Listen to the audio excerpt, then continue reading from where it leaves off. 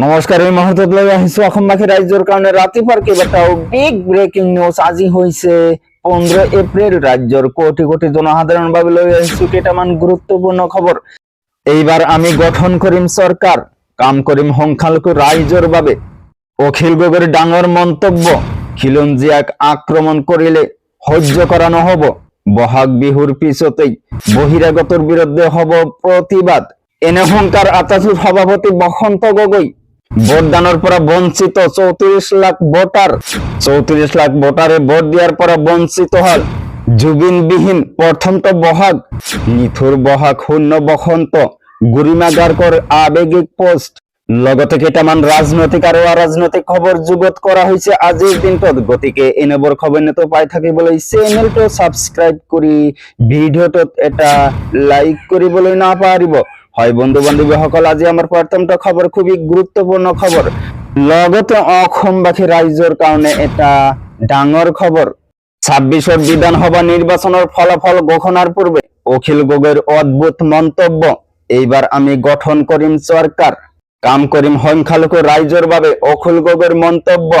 বিজেপিয়ে 90খন আসন পাম বুলি কোৱাটো আকাশত চাং পাতাৰ কথা।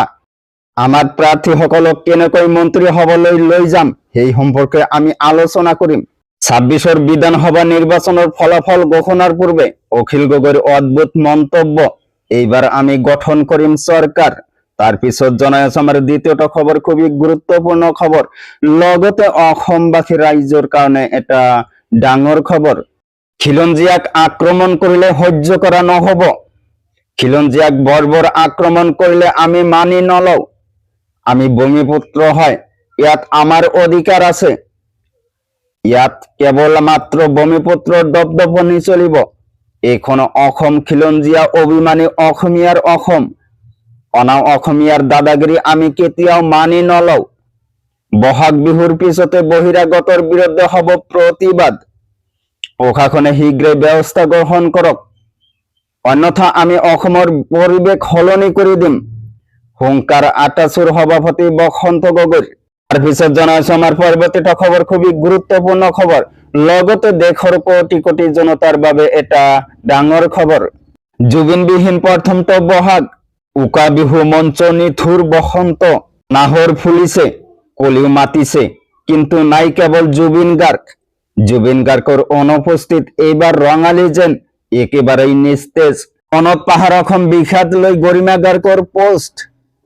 চকু হোমেকাই তুলিছে হাজাৰ হাজাৰ জুবিন অনুৰাগী। বিগত কেইবাটাও দশক ধৰি বিহু মঞ্চৰ অবিচ্ছেদ্য অংগ আছিল জুবিন।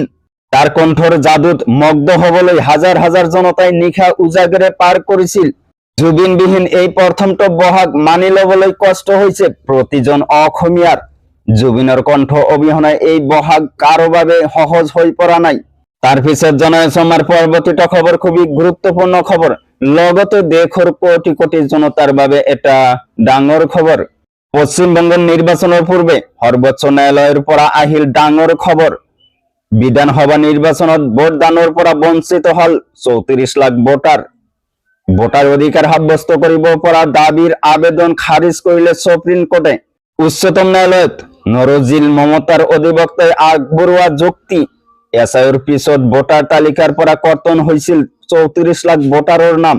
মমতা বেনাৰ্জী আৰু টিএমচি এই বিষয়টো উত্থাপন কৰিছিল সৰ্বোচ্চ ন্যায়ালয়ত। 34 লাখ ভোটাৰ প্ৰকৃত ভোটাৰ বুলি যুক্তি দিছিল অধিবক্তা কল্যাণ মুখাৰ্জীয়ে। নাম কৰ্তন হোৱা 34 লাখ ভোটাৰক ভোট দিবলৈ অনুমতি নিদিলে সুপ্ৰিম কোৰ্টে। পশ্চিমবংগৰ নিৰ্বাচনৰ পূৰ্বে সৰ্বোচ্চ ন্যায়ালয়ৰ পৰা আহিল ডাঙৰ খবৰ। বিধানসভা নিৰ্বাচনত ভোটদানৰ পৰা বঞ্চিত হব 34 লাখ ভোটাৰ।